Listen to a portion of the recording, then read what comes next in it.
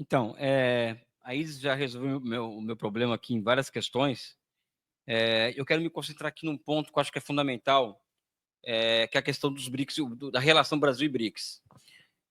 Existe o consenso no PCdoB, e eu concordo com ele, evidentemente, de que não existe solução, encaminhamento para as nossas contradições no curto prazo, fora do apoio à reeleição de Luiz Inácio Lula da Silva. Uma opinião nossa essa.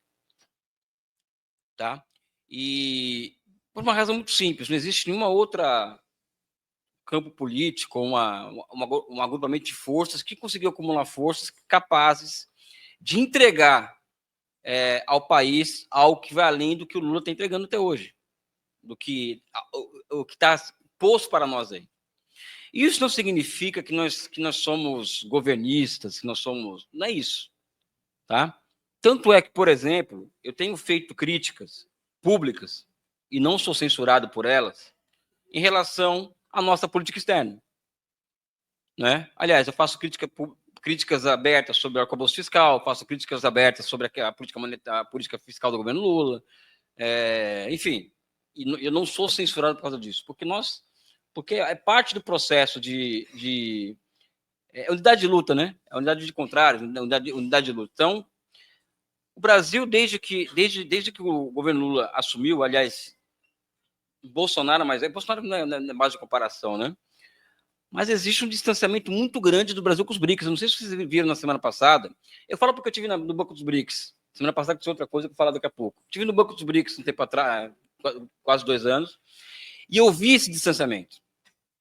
O Brasil, por exemplo, ele sediou o G20 aqui no Brasil, né? Teve um encontro do G20, que foi uma onda aqui no Brasil. O Ministério de Relações Exteriores, vocês ficam falando mal do Banco Central, pessoal, mas o Itamaraty cumpre o mesmo papel. Tá? É tão ruim quanto o Banco Central. E o Brasil jogou muito peso no G20. Todo o peso da nossa diplomacia no G20. Financiou, inclusive, os fóruns da chamada sociedade civil no G20. Vê, por exemplo, ONGs como a Open Society, por exemplo, elas pagando para a sociedade civil organizada, né, participar do G20. E aqui ninguém aqui acha que a Open Society cabe no Brasil, né? Sabe?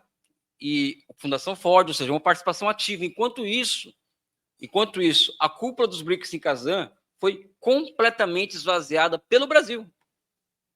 E para completar a pataquada foi essa coisa de vetar a Venezuela nos BRICS. Para mim, uma das páginas mais horrorosas da história da política externa brasileira, talvez a mais horrorosa da nossa política externa. A cúpula dos BRICS esse ano, né?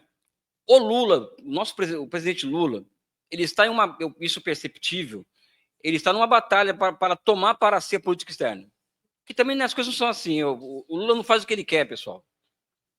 Ele faz o que a correlação de forças permite, porque é matéria contra matéria. Tá? O Banco Central é um partido político poderosíssimo, pessoal. Tá? Poderosíssimo. Tá? E fruto dessa tentativa do Lula em trazer para si a política externa foi essa visita à China e à Rússia. Para mim, o mais importante não foi nem o que rolou na China, que os tais acordos, que para mim não foi nada disso, mas isso é outra discussão. Tá? Eu acho que o Brasil pode muito mais do que conseguiu na China, mas pode muito mais mesmo do que conseguiu na China. Mas foi o fato de ter passado em Moscou antes. Tá? Por quê? Porque a Europa Ocidental, por exemplo, ela abriu mão de reverenciar os 27 milhões de soviéticos mortos na Segunda Guerra Mundial. O Brasil esteve lá, fazendo esse papel. Tá? Mas o Itamaraty ficou operando durante a visita do Lula inteira, a Rússia e a China, vazando documentos para a imprensa, eu acompanhei muito bem isso. Entendeu? Então, isso impede a conexão do Brasil com os BRICS, completa, total. Não é? Você pega, por exemplo, vamos pegar o nosso campo político à esquerda. A esquerda acha que a China é um país perigoso, o Irã é um país muçulmano. Entre nós aqui, pessoal, vamos cair na real. Sabe? O Irã é um país muçulmano que oprime as mulheres, sabe? Nunca quiseram ouvir falar a opinião dos iranianos sobre eles, mas já temos nossos vídeos prontos sobre o Irã. Né? Então, a própria esquerda brasileira ela tem reservas em relação aos BRICS. Reservas mesmo. mais uma em relação ao norte global. Como eu falei, que o pessoal se encontra, a extrema-direita e a esquerda liberal se encontram na Europa Ocidental e nos Estados Unidos. Frequentam os mesmos lugares.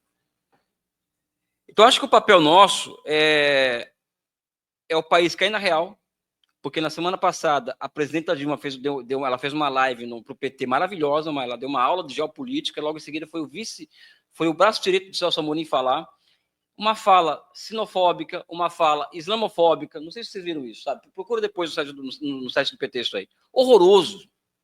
É o braço direito do Celso Amorim, que é o assessor do Lula para a política externa, sabe? Nossa política sul-americana foi abandonada, ninguém fala mais nisso. A nossa política africana foi abandonada. Então, a crise pela qual os limites do governo Lula, que não são poucos, um deles está aí. Aquela perspectiva do governo 1, governo Lula 1 e Lula 2, é porque tinha Marco Aurélio Garcia e Samuel Pênio Guimarães. Hoje não tem mais eles. Hoje tem Itamaraty, com a política externa terceirizada para Itamaraty. Então, acho que nós temos que lutar, por exemplo, para que a política externa brasileira seja uma política. Temos que lutar para que o Itamaraty se reinvente de novo. O Itamaraty que está aí, ele foi muito funcional para o nosso projeto nacional desenvolvimentista, de 30 a 80. O Geisel, vocês conhecem essa história, que ele reconhece a independência de Angola primeiro com a União Soviética, porque ele sabia que tinha petróleo lá. Ele percebia que o Brasil tinha um problema sério de balanço de pagamento com o petróleo, então já estava projetando mandar empresa brasileira para Angola, de construção civil, e trocar para o petróleo. O Ernesto Geisel trocou, se vocês não sabem, pessoal, trocou petróleo por café com a China. Sabia disso, Humberto? O Geisel trocou petróleo por café com a China. Trocava café por máquina com a Alemanha Oriental. Trocava café por máquina com a União Soviética. Depois trocou Voyage por petróleo com o Iraque e tal. Ou seja, isso são coisas que nós, a esquerda brasileira, precisamos ter essa cultura sobre os processos políticos no Brasil. Hoje, nada disso mais acontece. Não é? Então, o papel nosso é tomar para nós o destino do Brasil. Mas, para isso, nós temos que ter um lugar, né? E eu volto aqui à nossa crise. Né? Uma esquerda que não defende mulheres, negros e as questões LGBTQ+, ela não é esquerda. É outra coisa. E menos ainda se ela não defende soberania nacional. Uma esquerda que não defende a soberania nacional, ela não tem razão de existência. Essa que é a parada. A esquerda que não coloca no centro essa questão como a mãe de todas as batalhas que envolvem, inclusive as pautas civilizatórias, Giovanni, eu chamo de pauta civilizatória, é da universalidade para essas questões da contemporaneidade. Ela é uma esquerda que não é digna do poder político, pessoal. Porque o mundo hoje é Estado contra Estado, é Estado à frente de grandes blocos de capitais, um cobra comendo cobra. E se nós não formos capazes, nós, enquanto esquerda, de pensar um novo conteúdo para o Estado brasileiro, nós não vamos estar entregando para os negros, para as mulheres, para a LGBTQIA+, tudo isso aí, possibilidade de futuro para o povo brasileiro. A gente vai estar pregando duas coisas, distopia ou guerra de todos contra todos. Essa que é a questão. Quando nós não entregamos para essas massas do povo brasileiro, que a maioria é negra, a maioria é mulher, por exemplo, nós não entregamos um projeto de Estado como aporte ao futuro desse pessoal, nós estamos sendo soldados da distopia e soldados da guerra de todos contra todos. Tá? Isso envolve BRICS, pessoal. Hoje eu preciso que meu filho, mas, enfim, os filhos do povo brasileiro tenham empregos industriais, tenham empregos de qualidade. Isso não existe hoje, né? Essa possibilidade é muito complicada de existir se a gente não tiver uma parceria com a China, de A a Z, uma integração produtiva total com a China. Né? Então, essa luta pelos BRICS, pessoal, é uma luta que é existencial para o Brasil. Não é porque eu sou simpático à China, não é nada disso. É uma questão existencial para nós. E a questão que eu ia falar aqui, e o protagonismo do Brasil depende muito da nossa capacidade de elaborar, porque o Brasil hoje, vou terminar aqui, só para terminar, nosso problema não é a gente fazendo militância na rua, pessoal, o ativismo, não é esse o nosso problema. Tem muita gente que faz isso. O que falta para nós é inteligência estratégica, tirocínio estratégico, olhar além do horizonte. Esse é o papel, é o que diferencia dos comunistas dos outros, é isso. Faz falta isso para o Brasil. E nós temos que cumprir esse destino que é nosso.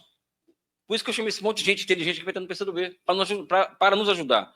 A questão da popularização do debate. Vou dar o exemplo do Rio de Janeiro. A Isis já falou aqui das redes sociais e tal, que é fundamental.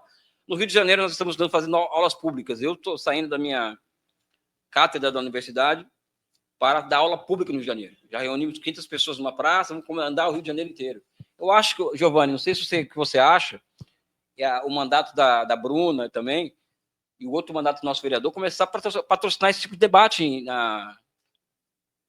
sabe? Patrocinar a questão ambiental, por exemplo, sabe? Ou seja, quando a Isis fala do desenvolvimento, vou dar um exemplo aqui, quando a Isis fala da questão do desenvolvimento, o que ela está falando em outras palavras? Existe uma corrente imensa hoje na esquerda brasileira e mundial que defende decrescimento como forma de enfrentar a questão climática. Quando, na verdade, se a gente for ler acho que tem umas 200 páginas do Grundrisse, do Marx, que vai e volta e trata dessa questão, da relação de ser humano e natureza. E em um momento ele fala ali que religar o ser humano com a natureza demanda o quê? Demanda expansão da técnica, ou seja, é elevar, inclusive, a intervenção do ser humano sobre a natureza. Quanto mais profunda for essa relação, maior vai ser a reconexão de ser humano à natureza. E assim nós vamos encontrar uma solução a esse grande drama ambiental que existe no Brasil hoje. Tem um texto, Giovanni, chamado Fragmentos sobre as Máquinas, que eu acho que é um texto, uma das coisas mais... O Marx devia estar bêbado no filme daquilo, sem sacanagem, ele devia estar muito louco. Tinha brigado com o Proudhon, sabe? Mas é um texto maravilhoso que trata dessa questão. Então, não existe solução para a questão climática fora do desenvolvimento e da elevação da técnica. Né? E o combate a essas correntes no nosso campo, pessoal, ela é fundamental, porque esse tipo de opinião atrasa. Isso é bom para a classe média, que não precisa de crescimento econômico, classe média alta, que não precisa de crescimento econômico. Agora, para um favelado que tem que ter crescimento econômico, pessoal, isso é ideologia pequeno-burguesa, antinacional e antipopular, porque esse tipo de história. Contra o desenvolvimento econômico, sabe? Não tem condições.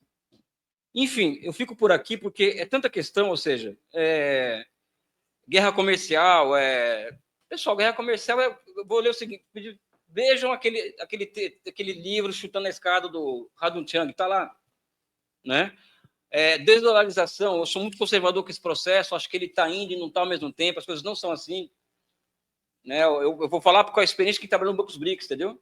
Essa não é uma discussão que acontece no Banco dos BRICS, de moeda dos BRICS. Essa discussão é uma discussão de fora do banco, fora dos BRICS. Até porque a China pode ganhar essa batalha com os americanos usando o dólar, por exemplo. Né? Enfim, vamos conversando, é fácil encontrar. Eu quero voltar aqui outras vezes. Eu quero que vocês fiquem aqui, inclusive, viu? Eu recebi uma ordem do vereador aqui, diz o seguinte, Elias, fica aqui porque nós vamos filiar algumas pessoas, que não é somente Humberto Matos, que para mim, uma honra imensa ter esse grande intelectual conosco, mas também tem a Tina Dias, o Nicolas Marques, o Kalel, Thales Mateus, o Igor Malcolm e o Matheus Soares. Eu termino agradecendo assim, do fundo do meu coração por ter passado esse momento com vocês, assim, de estar com pessoas que, como eu já citei no começo, fizeram parte da minha construção, ainda fazem parte, porque tem um longo caminho pela frente, estou novo ainda, só com 49, né? Ainda vou chegar uns 120, né? E eu quero muito voltar aqui, quero ser convidado, tá? E, novamente, sintam-se convidados a fazer parte do Partido Comunista do Brasil, tá bom? Um forte abraço, beijo no coração de vocês. Bom demais, Elias.